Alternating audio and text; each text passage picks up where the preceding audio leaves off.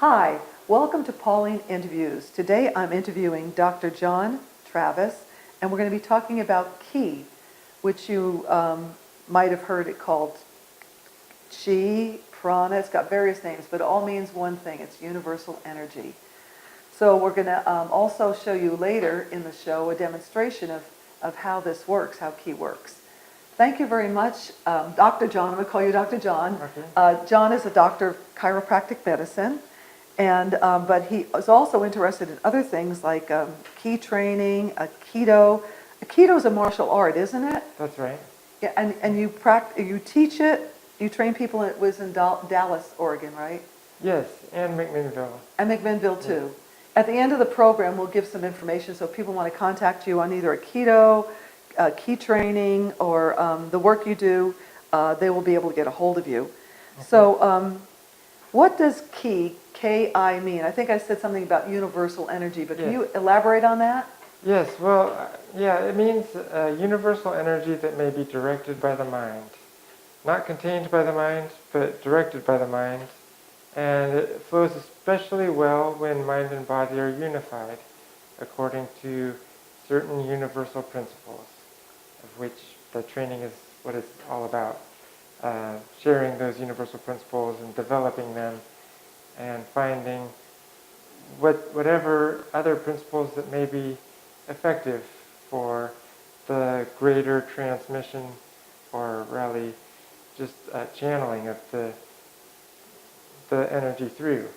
A better definition, or another definition, a simpler one, is it's like everything else, the love and light of the Creator.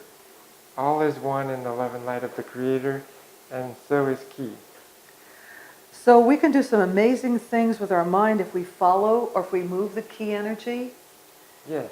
Yes, you were telling me, we don't want to get too into it, but that you studied with a Keto master and you learned that what he could do with Ki energy. Could you just tell us very briefly about what happened here?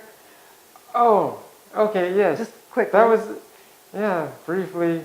Well, the first time I was introduced to Aikido, aside from watching it on a video, I wasn't very impressed by what I'd seen on videos, so I asked this teacher how he's able to lead Ki when the timing is, when he's ready to lead their Ki and throw them.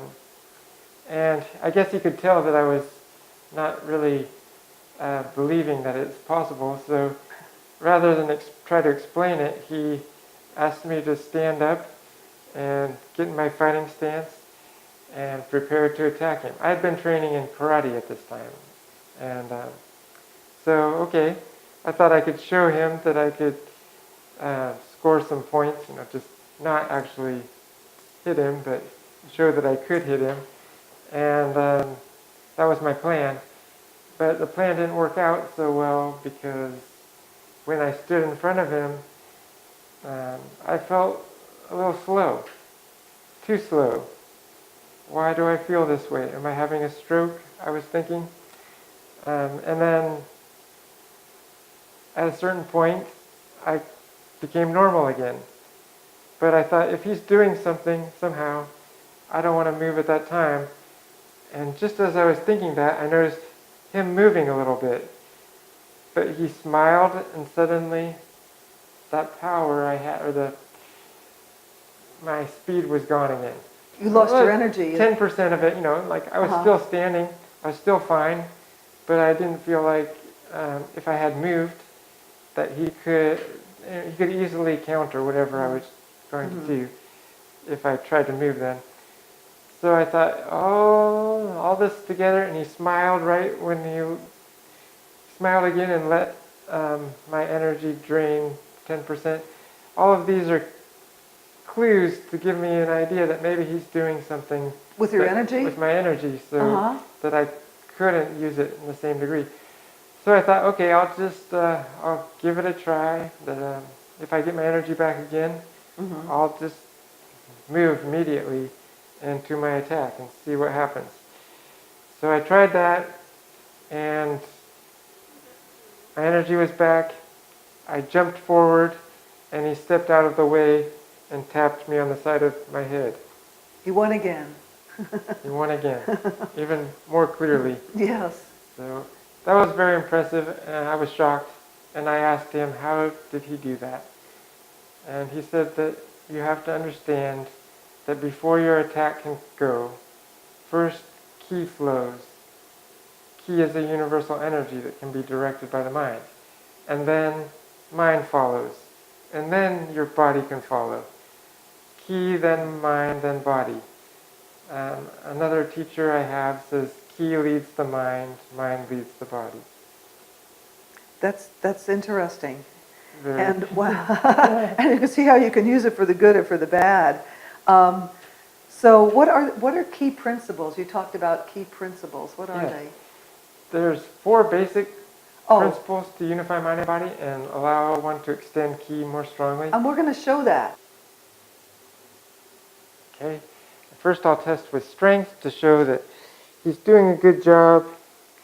And then I'll do the exact same thing as he's doing, PPSA, and I'll test again. And now I'm able to lead his ki. Keep it going though, and keep your arm raised. And now I'll ask you to add those first 3 steps of the subconscious process. Number 1, speaking to your own subconscious, think, beloved, continue infinitely. Number 2, beloved, realize the torus in a crystal ball matrix. And number 3, beloved, take up slack with the Creator. And I'll test again. With strength, cannot bend his arm. With the first 4 factors, conscious portion, PPSA,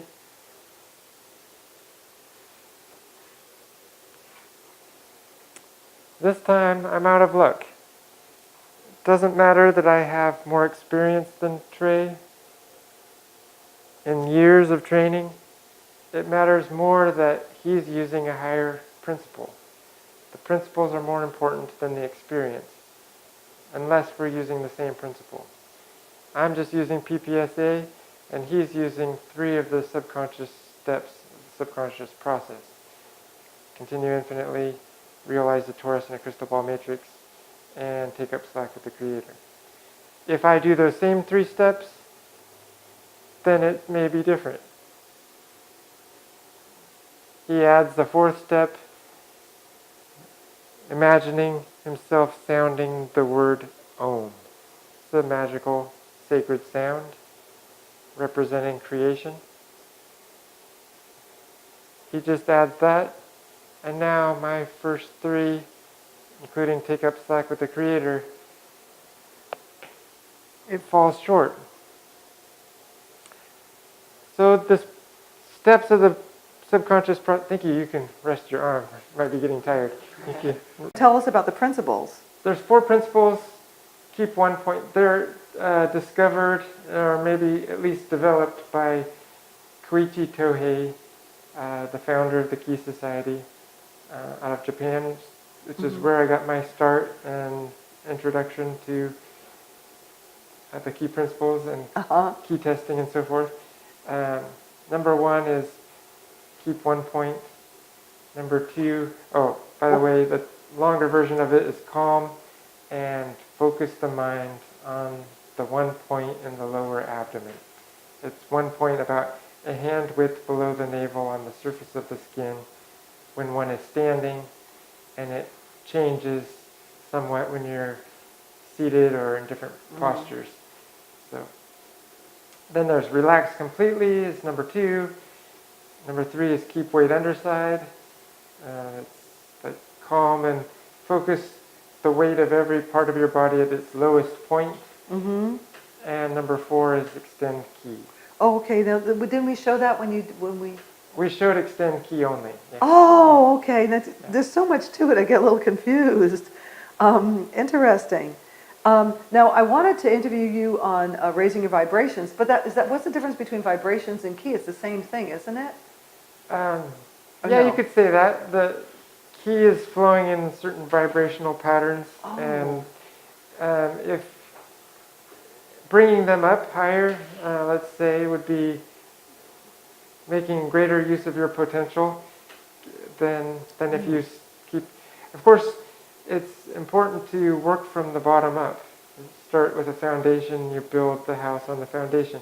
You don't start with the roof and then build the rest of the house underneath it. Well, how would you start from the bottom up then?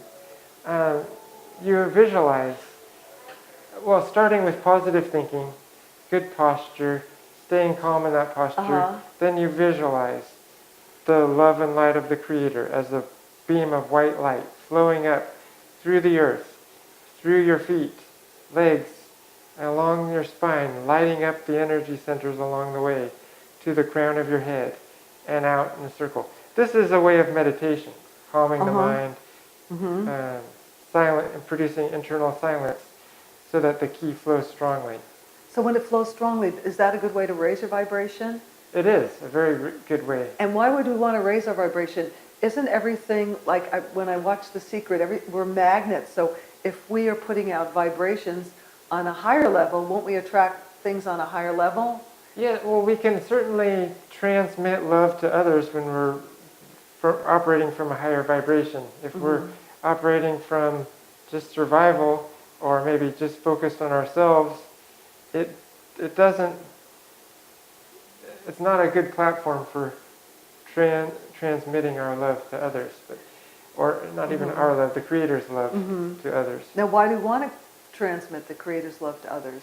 That's a personal spiritual question for each person to answer. Like, do I want to be selfish in my lifetime? Okay. Or do I want to be serving others in my lifetime? Now, and only each person can answer that, I think. Well, how about if I ask you, and you can answer how you feel? Why I feel, why I would want to? I think for being happy, a lasting happiness, if you can think of something that just gives you pleasure, let's say eating a candy bar. Well, if you remember eating that candy bar 5 years later, you don't get the same pleasure. Maybe you can sort of imagine what it would taste like. But if you remember a time when you helped somebody that was in need and suffering, and you helped them to get out of the hole they were in, and so they were no longer suffering. If you think back on that, even 10 years later, 20 years later, it doesn't matter. The same happiness is brought back. You feel the same joy as when you first felt it, first did it. So it's service to others, I believe, is a way to be happier. And of course, that's my opinion. Well, that's a fantastic analogy. Plus, when you ate the candy bar, you made yourself happy. You didn't make the candy bar happy. But when you helped the lady, you made yourself happy, and you made her happy as well. So you doubled happiness. So a lot of people probably don't realize this about energy and vibrations, and maybe they're operating on, I talk to friends and family, and they tell me the same old stories about how miserable they are because of this and this and this. Would that, in part, be because their vibrations are low? They keep their vibrations at a low level, and they keep attracting the same thing that's vibrating at the same level, the same energy? And yes, I believe so, in part, for sure. And maybe that's the main reason. Like, people consider like Gandhi or Mahatma Gandhi? Yeah. Yes. Or Nelson Mandela. They were in prison. Mother Teresa? Okay. Well, she wasn't in prison. Well, I wanted to get a woman in there. All right. Okay. Well, yeah, she suffered, like she was helping people and cleaning people who were very ill and dirty and so forth. So she had to deal with a lot of suffering herself. But I was thinking in terms of, people who are in prison, but they trained their mind to be in harmony with the creation, with the Creator, and even in what would be a horrible situation for most people, they can still channel peace and love.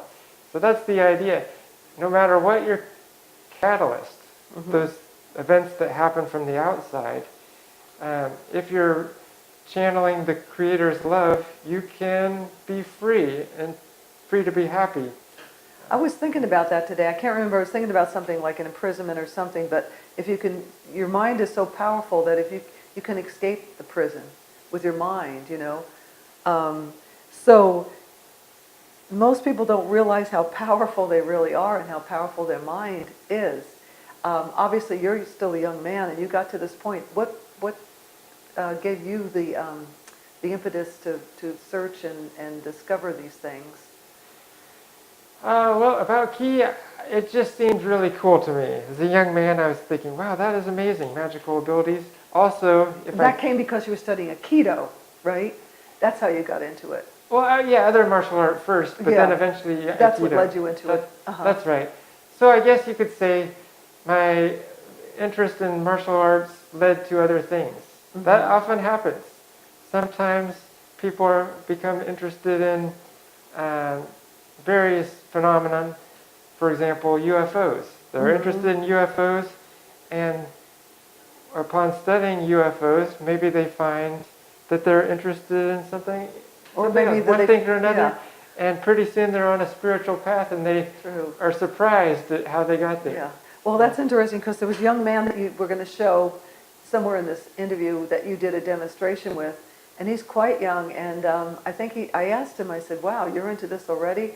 And he said, yeah, he started when he was about 12 or something like that, searching on the internet. So you can be, I hate to use the word enlightened because I'm not putting anybody down, but I'll say enlightened at any age. Isn't that true? I think pretty much. Yeah. Well, enlightened is pretty high. It is, yeah. I mean, goal. What I should say is in a search for more. I mean, beyond, like, I've always there wondered. There we go, yeah. Well, for me, I've always wondered, I can't believe that we're just born, we live, we die. I mean, there doesn't seem to be any purpose for that. So even as a young person, I was kind of, and I still am as an older person, still searching for the meaning, quote, the meaning to life. So it's the most important thing we do, to keep seeking truth. Yeah, and I wonder why, like my friends have narrowed down a little bit. Well, I have a lot of friends, but I'm more interested in people that are on the same wavelength, so to speak. You think that's why the energy is I'm attracting a lot of interesting people into my life. You think, well, I should put you on the spot because I'm putting out that key energy for those kind of people? Well, I think there's something to that, yeah. Yeah. When what you seek, you will find. Yeah, that's true. You may not be, you may not recognize always the answer, but when you ask a question, the Creator, you will get an answer, whether or not you recognize it, though. Do you have to be religious to follow this type of advice? And when I say religious, I guess that would be probably, I think of spirituality as a universal thing. I think as religion as a man-made thing to understand life. That's how I look at it. Yeah. Well, I look at whether it's religion or one's own spirituality, there's still a way to seek truth in either way. That's a good answer. You're right, because there are a lot of good things about certain religions too. They help people and they get people on that path. I asked you a question, and I think I know the answer. I think I did ask you before the interview. We talk about the power of the mind. Is there more power when you get several people coming together, focusing on something? That's correct. When you meditate in a group, the power, the ki flows much, much stronger than when one meditates alone. But I think both individual practice and group practice are very helpful. Is there a certain number of people? Like I've been reading a book by Lynn McTaggart, several of the books which I like, and she's got one called The Power of 8. So I don't know, is there any specific number of people that have to get together in a room? I mean, unless you experiment with it, I don't know how you'd know. All I can say is the more the better. And it grows much faster than the number. According to my sources, my teachers that I believe in, it grows something like on the order of squares. But it's not a typical square, but let's just say a typical square. Right. Then it would be 2 people would be something like 4 people meditating separately. 2 by 2, 4, right. Yeah. I understand what you're saying. 3 people would be like 9 people meditating separately. Something like that. Okay. They're not exactly that. Yeah. But that gives some kind of an analogy or an example. That's right. Now, I'm going to end with a big question. I don't know if you can answer it. I don't expect the answer, but maybe you have some ideas. Can we change with this? We're talking about the ki energy and universal love and the power of minds coming together, can we change some of the negative things that are happening around the world? I have several things that really bother me. I won't mention this specifically, but I know there are a lot of people thinking a lot of the same things, but people know what's negative and what isn't. So is there any way to change some of these negative things if we come together and raise our key together? I believe there is. I believe that love sent out does affect other people, even those people who are very selfish. It affects them on some subconscious level that maybe they're not aware of. And if it also counts as a help to the earth, and what you might say is it's mysterious how it works, but there's always a respect for free will. But when enough people are meditating, for instance, they've seen a decrease in the violent activities in the world, like war, or at least battles and so forth. And I believe that that channeling the Creator's love by the more people that do that counts as a actual force that changes things.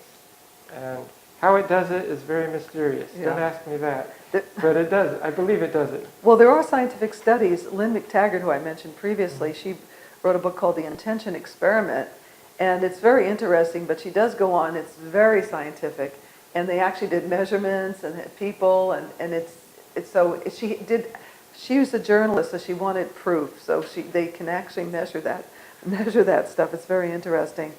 Well, can we also use our key to raise people's vibrations, to get other people somehow say, I hope people in the world will get to understand this and help us get the world better, or do they just have to find their way to that?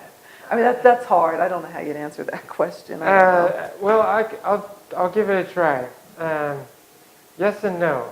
Yes, you can send love, like I answered in the previous question, and no, you can't really offer service while infringing on it. Like, you can't take everybody, bring them into You have to have their permission. You mentioned a little bit, I wasn't going to get into it too much, but I noticed when you were doing some of your exercises, you mentioned something about the subconscious mind.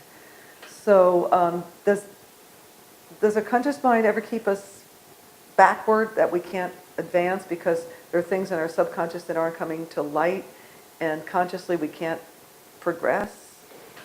That's a terrible question too.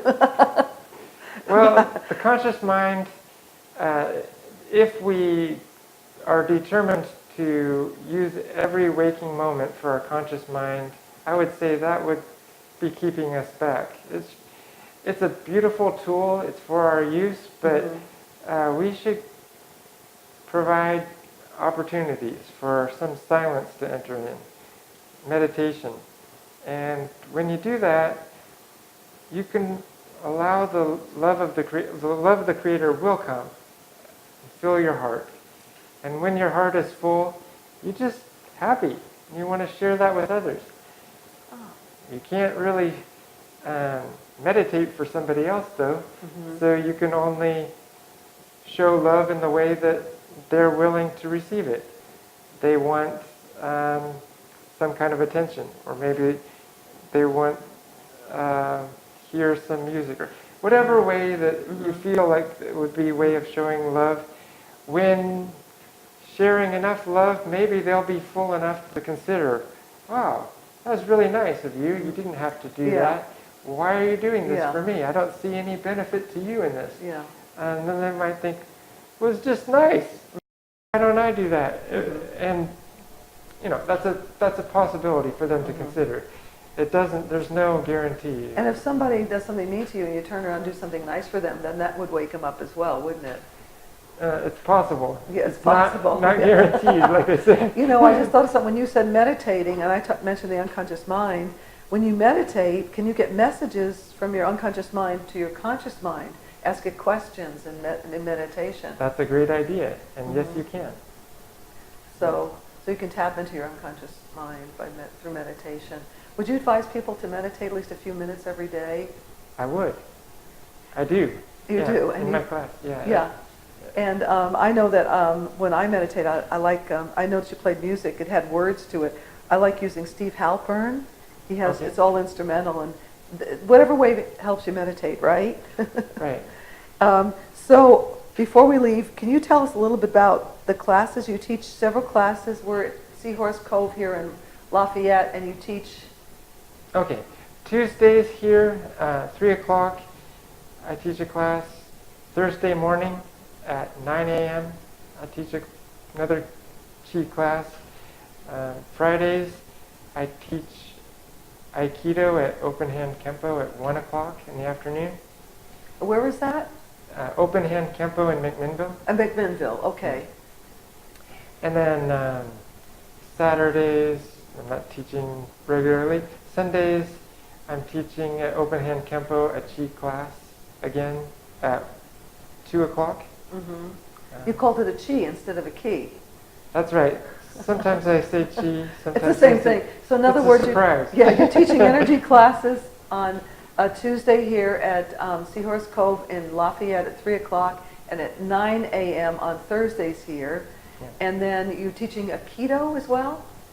Aikido, not here, but at Open Hand Kempo in Okay, McMinnville. so you Yeah. teach both, two different kinds of classes. You teach Ki, which is energy, and you teach Aikido, which is a martial art. That's right. And Aikido is a martial art using Ki. We're using Ki, right. And you gave us that little example of how it works, yeah. Aikido means the way to harmony with Ki. So it's Okay, Aikido. right along with, yeah. Oh, that's where it came from. That's interesting. Is there anything, we're going to end now, but is there anything you want to leave? You don't have to. Any kind of thought you want to leave people with? I love everyone. Oh, that's a good way to go. You just raised your key there. Thank you. Thanks so much, Dr. Thank you John. so much. All right. This is the end of our interview with Dr. John Traffas. Dr. John is a chiropractic, but he also teaches classes on energy, Ki energy or Chi or Prana, whatever you want to call it. You can raise your vibration, attract good things into your life. Thanks for watching Pauline Interviews.